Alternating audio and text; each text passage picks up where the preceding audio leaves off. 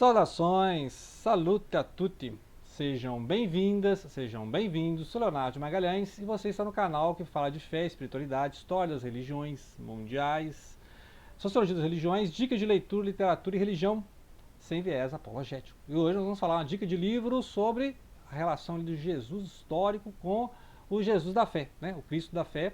E aqui o Marcus J. Borg, né? Um luterano. E ele, já falamos desse autor aí em vídeo anterior sobre a última semana de Cristo, né? A Semana da Paixão, em que se faz uma reconstituição, tentativa de reconstrução histórica da última semana de Cristo, né? Ali a Santa Ceia, né? A crucificação, a ressurreição, etc. Né? Então, vou deixar aí marcado essa outra obra interessante, que ele estuda muito isso, né? Essas questões do Jesus histórico e o Cristo da fé. Né? Neste canal a gente dá mais relevância ao Cristo da fé, né? Então, até porque nós somos arqueólogos, né? Não é um canal de arqueologia, mas falamos en passant, né, as histórias da Bíblia e a questão das pesquisas arqueológicas. Mas essa questão da procura do Jesus histórico é mais da teologia liberal do século XIX, né? Até porque existe nos canais aí da internet, você vai ver, muito canal falando das hipóteses flavianas, né? As hipóteses flavianas seria aquela de que os romanos inventaram Jesus para poder apaziguar a guerra dos judeus, né? Então aquela ideia do dar a César o que é de César, a Deus o que é de Deus, tal, né? E tem também aquelas ideias do Jesus mitológico, né? Que o cristianismo seria uma colagem de várias religiões orientais, né? Então tem Zoroastro, tem o Mitra, né? Tem ali os deuses do Egito, tem o Krishna, né? Que é o deus hindu e tal. Então que Jesus é Buda e tal, então seria que Jesus seria a união desses seres aí, desses deuses, numa figura única, né? A figura por isso que se fala dessa questão mitológica, né? Seria o cristianismo não nada de original, mas uma colagem de várias religiões, né? Mas o livro aqui vai defender mesmo o Jesus histórico, né? Ou seja, que existiu realmente um profeta, um rabino e tal, mas aí tem as várias leituras para as várias comunidades, e ele vai comparar justamente os evangelhos. Ele vai comparar os evangelhos sinóticos com, por exemplo, o evangelho de João, né? E as cartas paulinas, né? Então, lembrar que ele tem Marcos, que possivelmente Marcos, ou João Marcos, era ali um secretário de São Pedro, né, tá entre os apóstolos. Depois você tem Mateus, né, que seria aquele cobrador de impostos, que foi chamado, né, para a missão de Cristo ali. E depois você tem Lucas, que é o médico que acompanhava Paulo. Então o Lucas escreveu, né, o Evangelho de Lucas e o Atos dos Apóstolos. Então ele é mais ligado a Paulo. Paulo possivelmente morreu ali entre 62 e 67, né? Então as cartas de Paulo são mais próximas, né? Só que Paulo não conviveu com Cristo, né? O Jesus de Nazaré lá, né? Igual aos apóstolos, né? Então a mensagem que Paulo pregou foi receber do Cristo, da ressurreição, a visão que ele teve de Cristo, né? Então essa diferença. E aí esses evangelhos são distribuídos para várias comunidades, né? Raramente uma comunidade tinha todos os evangelhos. E o Evangelho de João, as cartas de João, Apocalipse, Hebreus, possivelmente 95, 100, e já no outro século, né? Então, ou seja, muito tempo depois. E tinha aquelas comunidades ebionitas que nem liam as cartas de Paulo. Então eles liam no máximo Mateus e Marcos, não tinha ainda, né, o Lucas e os Atos, e muito menos o João é depois, né? Então os ebionitas tinham a imagem de Jesus enquanto um profeta, um rabino, mas não enquanto um ser divino, né? Essa ideia não tinha. Lembrar que muitos ebionitas foram para as Arábias, né, igual depois os nestorianos, etc., os arianos, né? E aí vai influenciar a leitura que os árabes têm de Jesus, né? Então, se você for ler no Alcorão, que usa muitos apócrifos, né? O apócrifo da infância de Maria, o apócrifo da infância de Jesus, por exemplo. Então você vai ver no Alcorão uma outra imagem de Jesus, que é a imagem ebionita, né? Já falei disso aí nas heresias cristológicas, tá? Tem um vídeo aí, heresias cristológicas, etc. Então ele vai fazer um comparativo, né, dos evangelhos, que o evangelho de Marcos e Mateus é mais próximo de Jesus histórico, das fases de Jesus, Sermão da Montanha, e aí ele vai comparar com os estudos que são feitos pelo Jesus histórico. Então, ó, essa frase aqui foi falada por Jesus, com certeza, ou isso aqui é uma interpolação tardia, isso aqui é a comunidade que acrescentou, né? Então ele tem esses estudos para mostrar isso aí. Então, basicamente, você tem Marcos e Mateus, e depois você tem Lucas e o Atos dos Apóstolos, mais focado na pregação para os gentios, né? A questão do recebimento do Espírito Santo, no Pentecostes, depois as viagens de Paulo, as viagens missionárias, né? Lembrar que o Atos dos Apóstolos não narra a morte de Paulo, e já falamos bastante de São Paulo aqui, o apóstolo, né? Quando a gente leu a biografia aí da Taylor Caldwell, né? Taylor Caldwell tem essa biografia, uma biografia romanceada do apóstolo Paulo. Então, ele vai falar das cartas paulinas, a visão que Paulo tinha de Jesus, né? Essa visão mesmo do Cristo já ressuscitado na glória, né? E aí ele vai mostrar a influência das cartas de Paulo, a influência dos evangelhos, né, para cada comunidade que foi recebendo, e aí a diferença para o evangelho de João, para o Apocalipse de João, que é a figura do Logos, né, a figura do Logos, o Cristo cósmico, né. Essa é a diferença, porque enquanto as outras narrativas partem, né, do profeta, do rabino, né, do Messias, mas lembrando que o Messias na cultura judaica não é exatamente um ser divino, né, tem essa diferença também.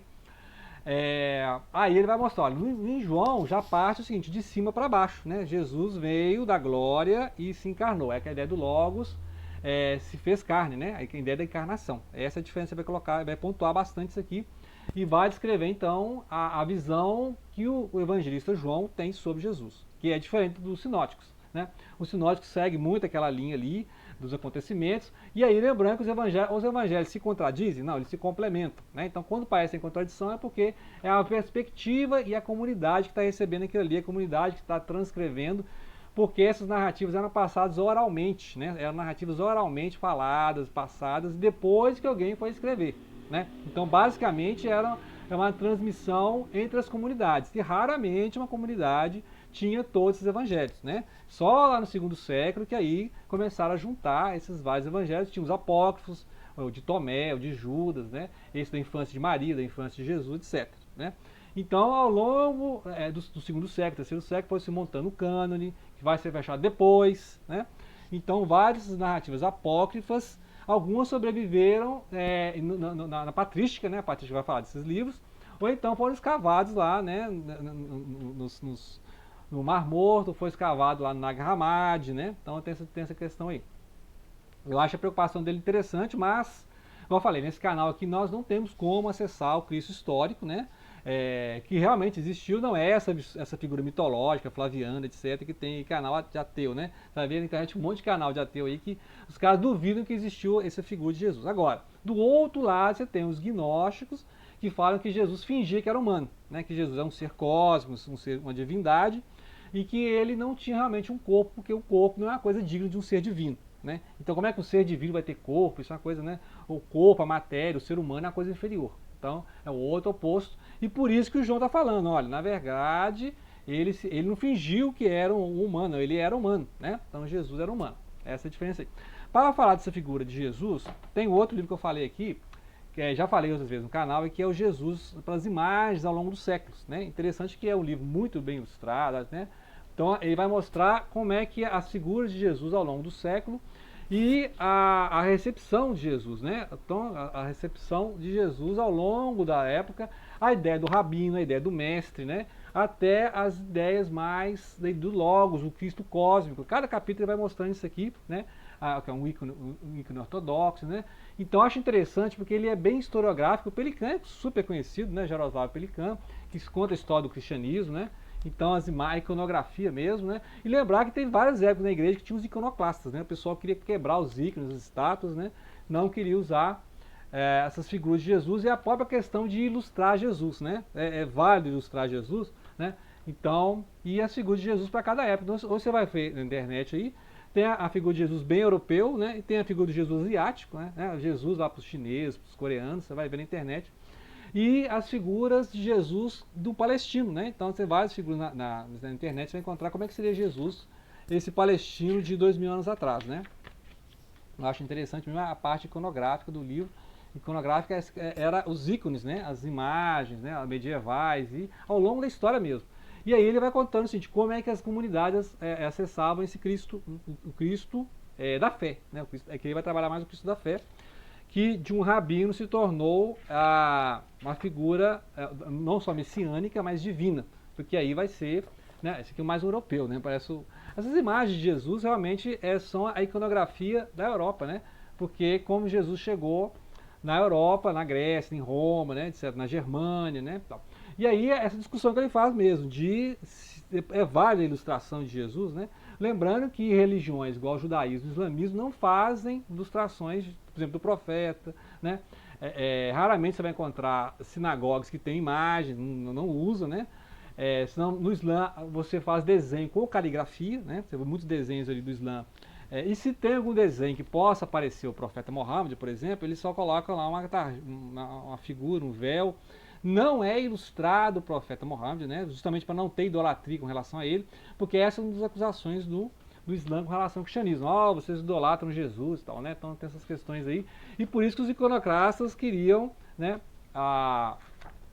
chegar em bons termos com o Islã e não usar figuras, né? Então, eu acho interessante esse livro aqui. Ele é um livro ilustrado para trabalhar justamente essas figuras, né? Jesus rabino, Jesus profeta, Jesus o mestre, Jesus o Messias, né? Etc. Até a ideia da trindade, né? Então, a trindade que está na teologia, mas que é um construto erudito ao longo dos séculos, né? Então, a figura dos três, né? Então, eu estou lendo um livro de teologia para debater essa questão dos três.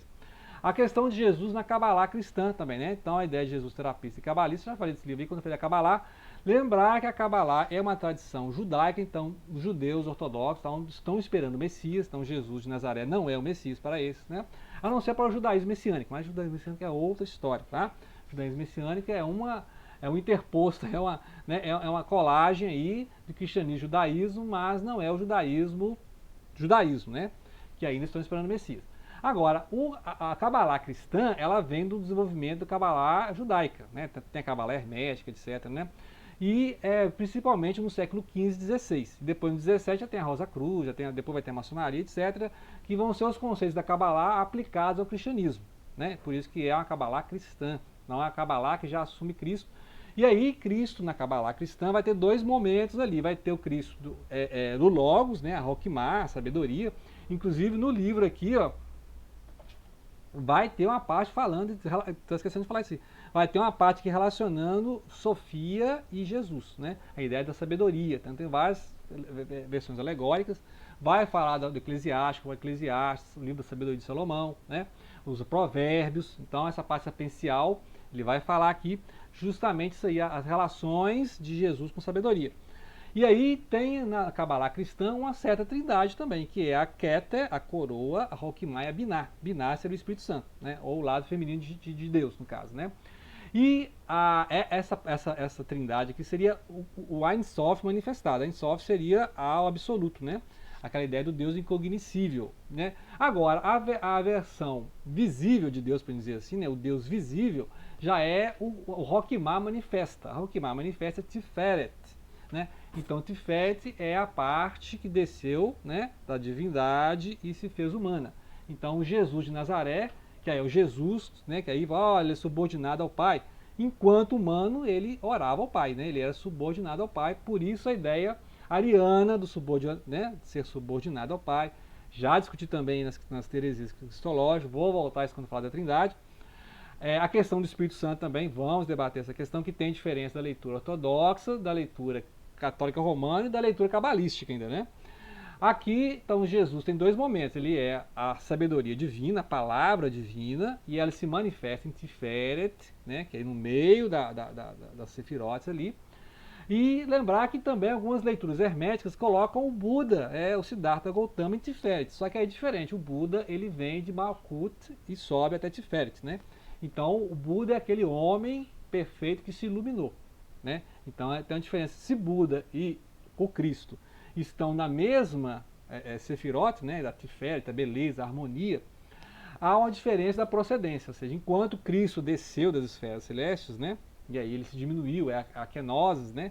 Ele se tornou subordinado a Keter, ao Pai, à vontade divina, né? Faça a sua vontade, não a minha vontade.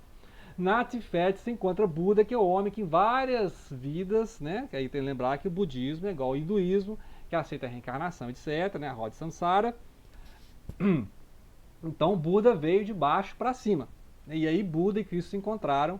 E aí tem toda aquela questão, né, do Buda cósmico, Cristo cósmico, né? Será que Buda também não é a manifestação de um Buda cósmico, né? A questão da natureza Buda, né? Então tem toda essa discussão aí. E aí a teosofia, né? A teosofia vai fazer esse sincretismo aí. A teosofia vai discutir muito o budismo e muito o cristianismo, né? Vai até relacionar. Será que tem uma relação aí além também do Krishna, né? Vai ter aquela questão lá do Krishna ser um avatar, uma manifestação de Vishnu, que é uma parte da Trimurti hinduísta, né? Então você tem lá o Brahma, o Shiva e o Vishnu, né? E o Lord Krishna, né, seria ali a manifestação, o avatar do Vishnu, tá lá no Gita, né? No Mahabharata também tem essa figura aí.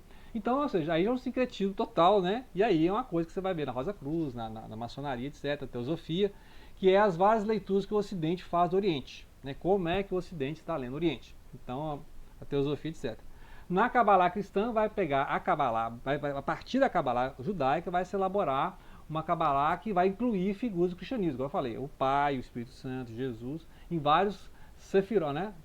Os símbolos da árvore da vida ali, da cultura judaica, ok? Então fica aí a dica, é um assunto vastíssimo, interessante, já falei várias vezes aqui desses assuntos, né, sobre as várias leituras de Cristo, e vou falar em vídeo posterior aí sobre a teologia, a questão dos concílios, Nicéia, etc., e a formação teológica do dogma da Trindade, por exemplo, que é um dogma central do cristianismo, ok? Então fiquem aí as dicas, grato pela atenção, e não deixem de compartilhar.